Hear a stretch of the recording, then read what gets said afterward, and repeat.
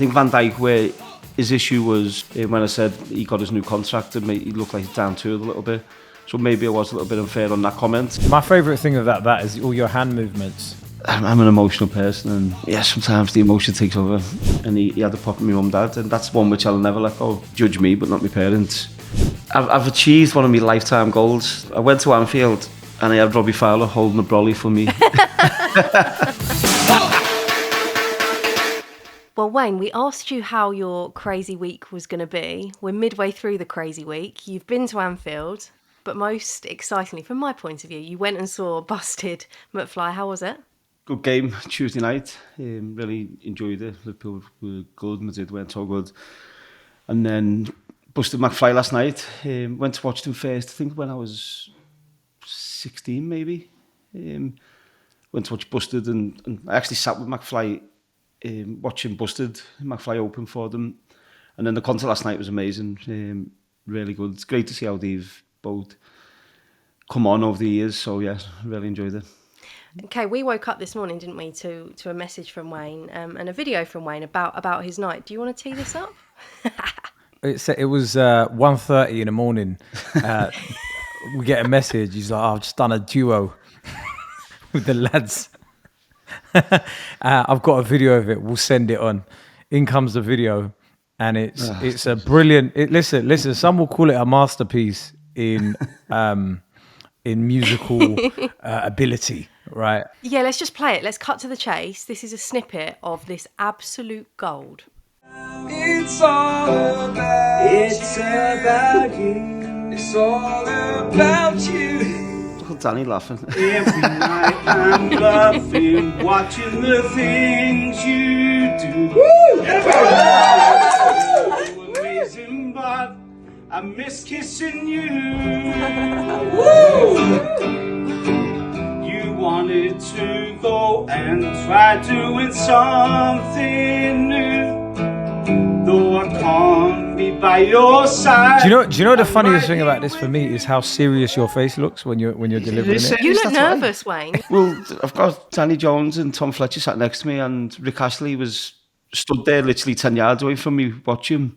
So yeah, it was quite nervous, but I love music. Yeah, so I've been waiting for so long to get this song out and do it. I was meant to do it in. So I wrote the lyrics to it and sent them to Tom Fletcher when Clean was in the jungle. And I said, can we use this on your song? It's all about you. Can I change the lyrics a bit? And I was going to send a video. I was going to film it with Tom and send a video in, send me letter from home in the jungle. I was going to use the song to Clean, and unfortunately, or probably fortunately now, we got beat by Norwich 6-1 the night before, and so I had to go home with the team, so I didn't do it. So you're telling us that Norwich City beating your team robbed us of seeing that absolute gold on TV? Yeah, unfortunately. So, yeah, no, listen, I love music. I really like that song, and yeah, and then last night after the concert was amazing. By the way, both Busted and McFly were brilliant. And then after it, we went back and had a couple of beers, and I said to Tom, can you get your guitar out and can we do the song? So I think he was quite surprised that I was going to do it. There was only about 30 people there, and so I done it and sang it to Clean, yeah. Head over to YouTube, by the way, to see the full version. My highlight, if you're just watching this as a podcast, my highlight is when Wayne does the verse on his own and then he gets to like the main chorus and he desperately needs the assistance. He's like, oh, I can't do this main verse, mate. And you whack Danny on the shoulder as if to say, help me out here, mate. I can't do this on my own. Yeah, I couldn't get that note, so I give him a knock to help me out. But no, do you know what? It was a great night. Good fun. Really enjoyed it. We sat and watched it with Danny's mum as well, so it was a really good night. And if anyone hasn't been, I'd certainly suggest you go. It was really good. My favourite thing of that is all your hand movements. It's the hand movements that you do. Yeah, you've got to get into the song now. You've got to get into it. I'm an emotional person, and yes, when I'm singing as well, especially. Yeah, sometimes the emotion takes over. Was Colleen proud of you? What did she say? I've sang it to her before, and when she seen me sitting down and Tom getting his guitar out, she went, please don't. But yeah, no, it's good fun. Is it right in saying that they said no phones and you were like, no phones, I want everyone to see my big moment here? Yeah, no, Danny said, because everyone, no one film it. So I was like, yeah, I'm not bothered. It's a bit of fun. Listen, I'm not a great singer. I know that's why I don't sing, but yeah, it's good fun and it's good to look back at. I'll get a bit of stick, I'm sure, over the next few days and a few weeks. But yeah, it's a little bit of banter, a bit of fun, and I hope everyone enjoys it. Hopefully, I think they should re-release the song. I think it would just be the Rooney family buying it. No offense. No, I'm joking. No, let's go Wayne Rooney for Christmas #1. Wayne Rooney featuring McFly.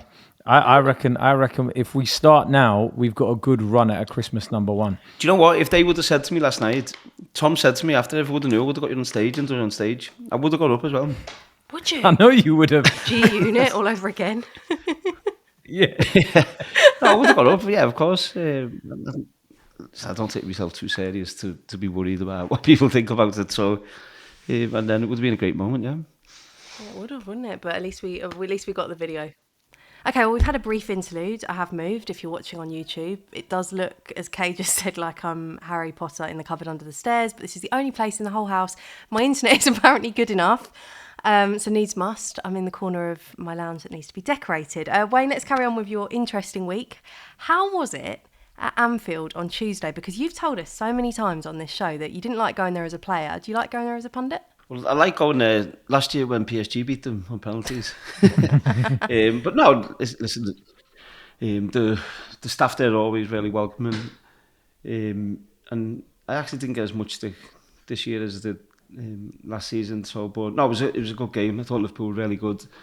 I thought Real Madrid were poor. And yeah, I enjoyed the game, and Liverpool deservedly won the game 1-0. Yeah, they did deserve to win that, didn't they, Kay?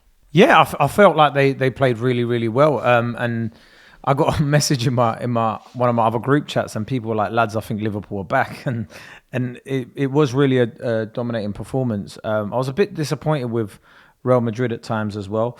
I feel like people like Vinny Jr. and stuff, they're not showing the quality that they did a couple of seasons ago. But yeah, no, credit where credit's due. Liverpool got the win. That was Liverpool last season, wasn't it? The performance, the intensity, the crowd were good. And when Liverpool are like that, the incredible team, one of, if not the best team in the world when they're like that. And that's obviously been the questions which I've asked, and I think other pundits have asked, why haven't we seen that over the last few weeks? So, but no, I thought they were excellent. What do you think of Virgil van Dijk? Yes, you've gone there. I was going to go there. Someone's gone there before me. Yeah, no, I thought he was good tonight, and I had loads of people saying, when he come up to that, I think fair play to him for coming out. We didn't know he was coming out. I don't think he was meant to. It was meant to be Soboslai, maybe, I think, to come to the table. But I think fair play to him. He come out and he put his point across. And listen, Virgil van Dijk over the last 4 or 5 years has been one of, if not the best centre back in the world. And his performances have dipped over the last few weeks, and I've had my opinion on that. He has his own, which you'd have to respect. But yeah, when you're the Premier League champions, teams are coming for you, and when you don't win one game, people ask questions. So when you don't win 4 games in a row, of course there's questions, and as captain, and I think I said it a few weeks ago on here, what he should be and he will be doing is getting the players together, and I think he said that he got the players together and took them for a meal or something, which trying to bring that chemistry back, and that's what I was saying. That's what he should be doing as a captain, and he said he's done that, and it certainly seemed to help the Madrid game. And he's a fantastic player, but he hasn't started the season great, and you want to see good players playing well, and he performed well here tonight. So for him, I'm sure for Liverpool, they hope that continues. At what point did you realise it was going to be Virgil doing the interview rather than Szoboszlai? When he was there, and I think it's great. I'd no disrespect to Szoboszlai, I'd rather speak to Van Dijk than Szoboszlai, to be honest. And he spoke really well and gave his points. I think the issue, what when you don't play well and you're not winning games, as Premier League champions, everyone's going to have an opinion. And of course, when you're not playing well or you're not winning games, that opinion, they're going to look at why and give the thoughts why. And it seems to me that Liverpool can use this in two different ways. They can let it affect them, or they can use it to spur them on. And you look at Man United over the last few years, the criticism that they've had, and myself, I played the game. I was captain of England, captain of Man United. Got criticised for all kinds, and that's part of being a top player. You have to deal with that. You have to accept it at times. And listen, if I was unfair with my comments, I'd be the first to hold my hands up. Same way I did with Man United when I had a rant about them, and then they won games, and I come back on that. If I was unfair, I'd be the first to hold my hands up. But I think you almost judge a team or those top players by their own standards, don't you? Of course, and Van Dijk will judge himself by them as well. And if he's sat at home now and he, reflects on his performances this season, I'm sure he'd be the first to say they haven't been at the level which he set over the last few years. But of course, you see it does hurt as well, and best players, top players, which Van Dijk is, use that to spur them on, and I'm sure he'll be looking at that, because it's certainly Arne Slot come out and spoke about it as well in a different way. You do use that as well. You'd look at people's comments and say, right, I want to, as much as they'll say, oh, I don't want to prove him wrong or prove this person wrong, they want to do that. Did you want to do that during your career? If players or if pundits and media said anything about you, did you use it as fuel, Wayne? Yeah, you see it, of course you do. And I've never, phoned people up. I've seen players where they phone people up and email people. It's very formal. You want to put it. I've seen a lot of players do that. I've never got in touch with anyone, and people are entitled to their opinions. And you try not to let it affect you. And of course, if it goes too far, if someone said about me that I wasn't playing that well or I had a bad game, I know myself. So I need to be able to back that up if I do speak to someone. And I think Van Dijk, where his issue was, and maybe I was a bit unfair on that because I don't know him as a person well. When I said he got his new contract, he looked like he's down to it a little bit. So maybe I was a little bit unfair on that comment. But from a performance point of view, I think I was speaking what I felt and what I was seeing, and I think I was right on them. Robbie Fowler was quite interesting tonight. What was he said? I think Virgil had him on the ropes there. I've achieved one of my lifetime goals. I went to Anfield and I had Robbie Fowler holding a brolly for me at Anfield. I felt terrible, honestly. There was no way. They kept offering me an umbrella. And I said, I'm not walking around Anfield with umbrella, no chance. And so Robbie was holding it, and I felt bad. I said to him, mate, I'm so sorry, I feel terrible. One of the best players ever to play for Liverpool stood on the side of the pitch, holding an umbrella for me. So I felt terrible. Just going back to that point about the criticism and stick you got, is there anything that you can still remember now that maybe someone said about you, or does any particular bit stick in your mind? No, I think, as I said, people are entitled to their opinions, and there's the stuff which was said which was right. I agree with when I hadn't played well. There's stuff which was said which I felt was unfair, but that's part of the game. And I could sit here now as a pundit and say that, but that is part of the game. And the only thing was Jonathan Ross years ago about my mum and dad. That was the only thing which was completely unfair with me walking out to sea. And he had a pop at my mum and dad, and that's one which I'll never let go, because you can judge me but not my parents. But from a football point of view, no one's really said anything which has hurt me that much to want to go and pull them up on it. Have you ever, because you were mentioning like Jonathan Ross is the only one that sticks in your mind, have you ever run into him and discussed that? Or no, I've never seen. I've said a few years ago, if I see him, I'd give him a body shot. But I think a little bit older, a bit more mature now, but so I probably wouldn't do that. But no, I've never seen him, never met him.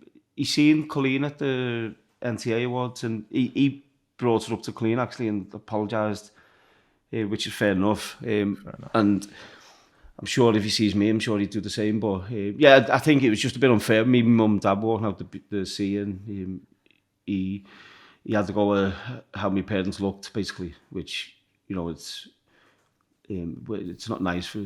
I'm out there. I put myself out there, but it's not nice for my parents to get judged. But it was a long time ago. Yeah, Fair. I guess, yeah, it moves on, doesn't it? Liverpool Man City this Sunday is set up quite nicely, isn't it, Wayne? Yeah, it's both teams in good form over the last few games.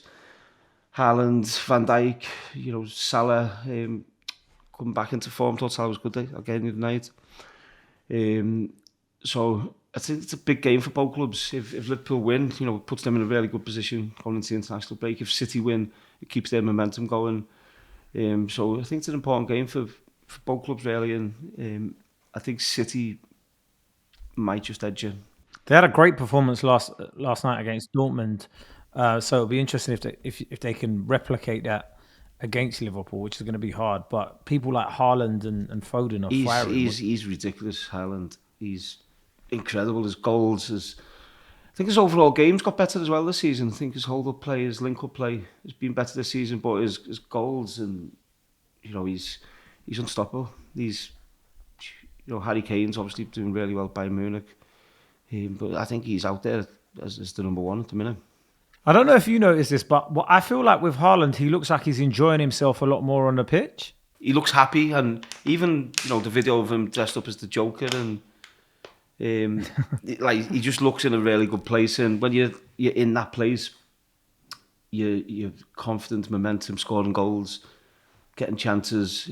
He's unstoppable. If Haaland's like that, he's unstoppable. There's no. How do you stop him if you're a manager? What do you tell your defenders? I think you have to deny the space in behind. So I think Liverpool will play a bit more of a low block. Maybe not, but I think the best way is to deny the space in behind and stop. You know, a lot of his goals are running behind and getting 1v1 the goalkeeper. So you deny the space, and that takes, you know, your midfield players, your wide men, tucking in and being hard to play through. And then playing on the counter-attack, and I think that's the best way to stop City at the minute, really. If Liverpool go and try and high press, and Haaland be licking his lips, waiting for balls in behind. Okay, moving on to one of the other big stories from the Champions League in midweek. Chelsea dropping points against Karabakh. They're the only English side not to win, actually. The big headline, Wayne, has been the fact that Enzo Maresca made 7 changes from the win at Tottenham. It's the 5th straight game where he swapped 7 players or more. Is there such a thing as making too many changes, and do you think that's the case there? And that's part of the problem with signing so many players. They've got so many good players. You're trying to get them game time, and I'm sure, you know, he will have went into that game thinking the changes he's made, Chelsea still should win the game.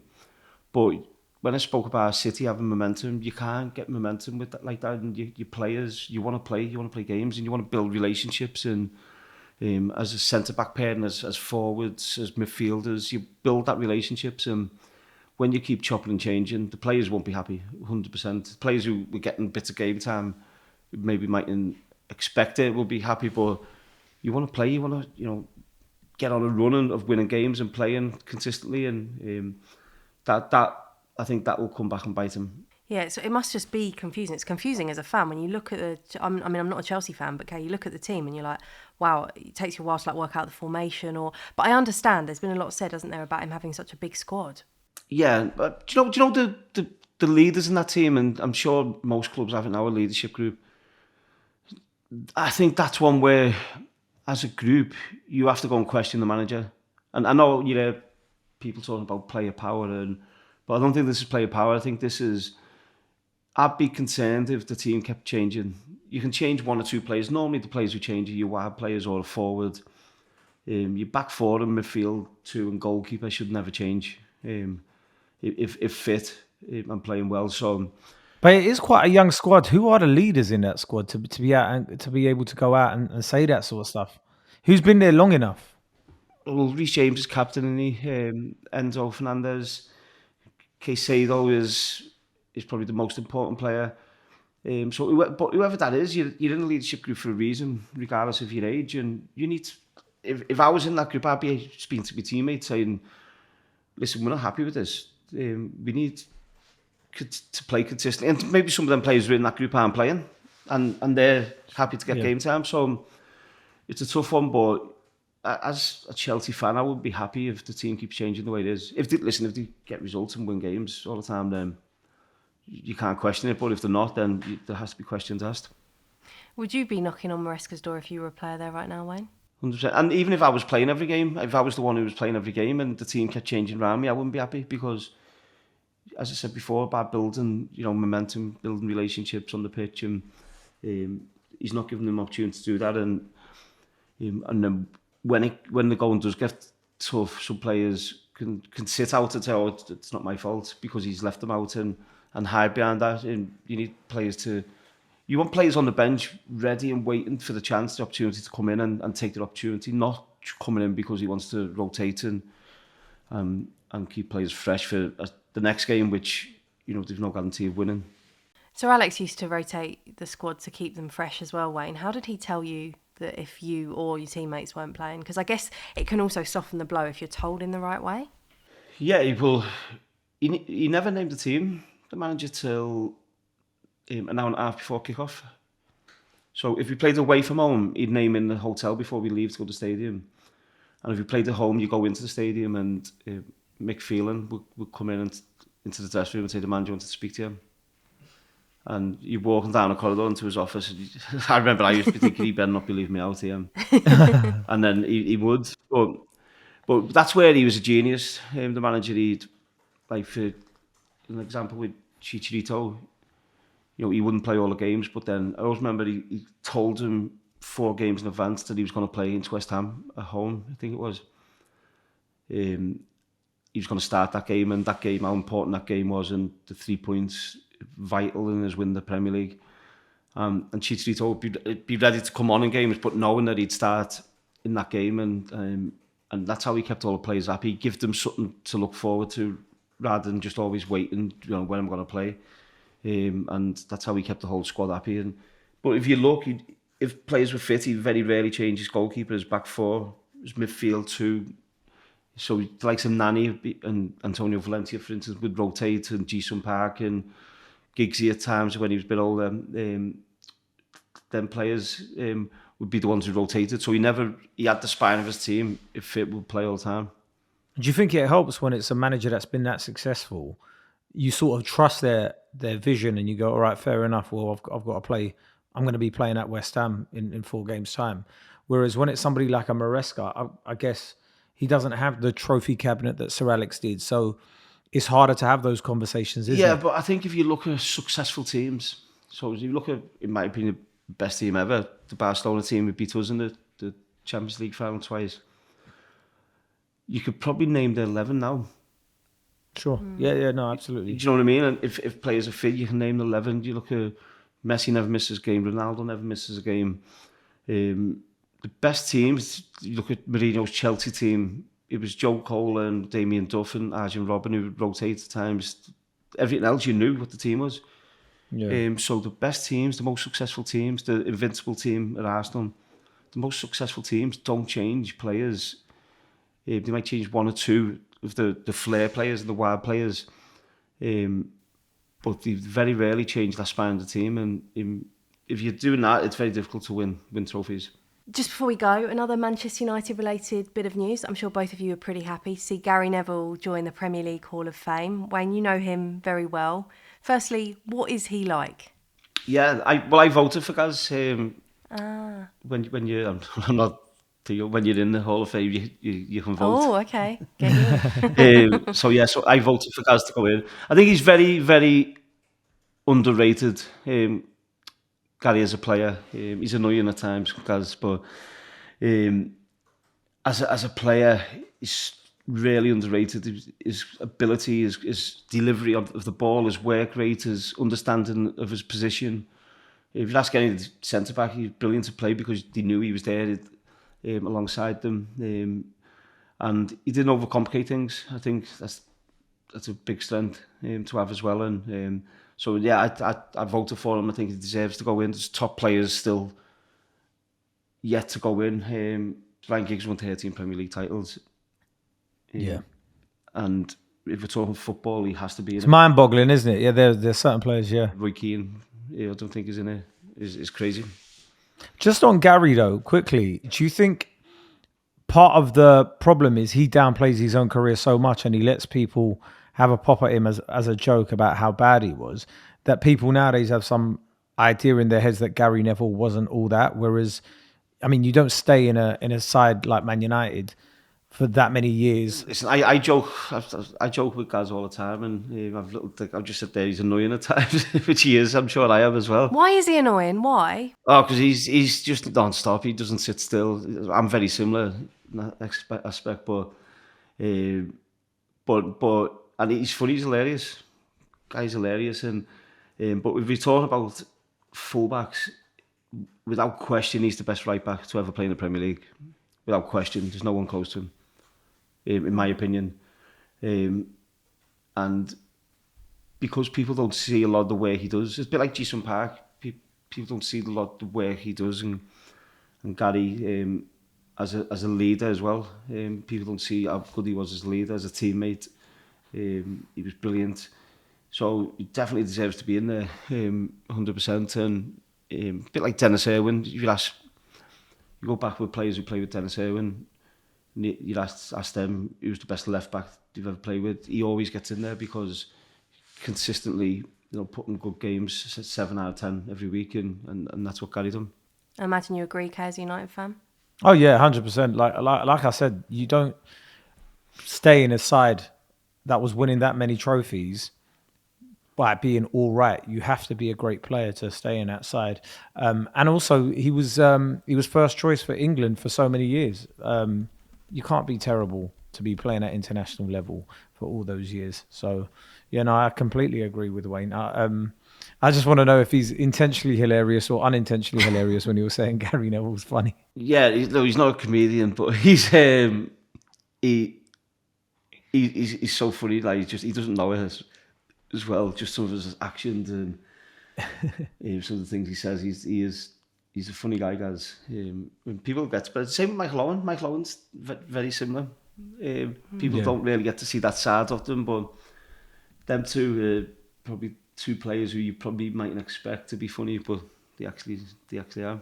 Congratulations also to Eden Hazard, thoroughly deserved to be in the Premier League Hall of Fame as well. And before we go, we're recording this on Thursday. It's been a bit of a dodgy record because of all my tech issues, but it is the Celebrity Traitors finale tonight. I'm hoping my internet and everything's working so I can watch that by this evening.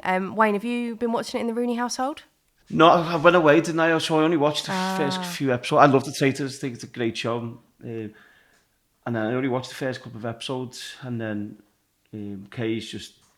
I know it's the final tonight. Kay's just spoiled it for me because obviously I know one of the people who was in there. I was going to watch it on catch up. But... Oh, Kay, you were that guy. No, I just said, I've just mentioned one person. It's not like it's everybody. How many is the final? Is it 4? 4, yeah. No, there's about 4, isn't it? Is it 4? No, I thought it was 5. God, we're all diehards, aren't we? And we can't even remember who's in the final. Listen, so much has gone on since last Thursday. I can't remember. Yeah, that was an age ago. Yeah, it's been an amazing series, and I can't wait to watch the final. But yeah, it's a great show. I love the format of it. Would you be a traitor, Wayne? Yeah, if you go in and you want to be killing people, don't you? I'd be such a bad traitor. I'd be awful. You'd have to be a traitor, and you'd be killing people off. Okay, traitor or faithful? Jonathan Ross. I'd get Jonathan Ross. Oh, yeah, perfect. Going on there, you'd love to be a traitor, but I think it looks so hard, man. After a while, it looks like when they get you to do some of the killing in plain sight and stuff like that sort of stuff's stressful. I did see one of the episodes where they were running up the hill and they had to... Tom Daly ran back. Oh, yeah. Tom Daly ran back and got the flags to open the gate, whatever. That looked tough, that. Yeah, all that running. I was like, I don't envy you there, mate. They were pushing the big... That was what it was, but they're pushing something up the hill. Yeah, the big Trojan horse. Yeah. Dave, great song. Dave's song, Trojan Horse. Okay, have you listened to Dave's new album? Yeah, I have. It's amazing. And I was driving through Streatham while I was listening to it. So it was like when he was mentioning road names and stuff like that, and area. I was like, yeah, I just was going to say it come out on the 24th of October. So Dave, best birthday present I had. Thank you. And that's the rest of us bought him gifts and tried to throw him a party, but that was the best gift we got. Poor old Colleen threw a whole big thing in the Cotswolds, and that was better.